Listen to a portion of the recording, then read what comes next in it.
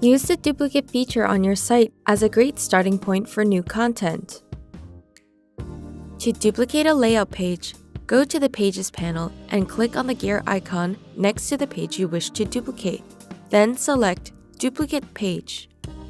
Once you have duplicated the page, it will appear in the Not Linked section, where you can change the name of the page title. To duplicate a course or a lesson page in the Pages panel, click on the course content and then select the gear icon.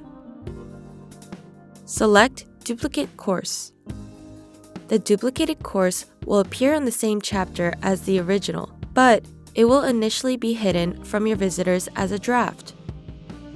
If you are selling products on your page, you can duplicate a product by navigating to the store page, edit a specific product, and click on the duplicate icon. Then hit Save. Your duplicated product will be seen as a draft, and it will initially be hidden away from your visitors. You can also duplicate a specific blog post, an event in the Events section, a video on the video page, and a portfolio subpage.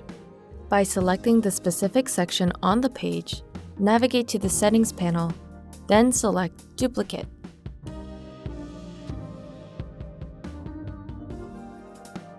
To duplicate a section, edit a page and hover over the selected section.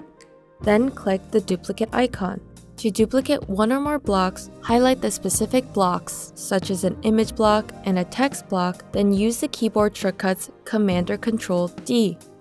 Or use the standard copy and paste shortcuts, Command or Control C, then Command or Control V, to copy and paste one or more blocks onto a different section or page on your site. Don't forget to save all the changes that you have made. Please let us know if you have any further questions. We're always here to help.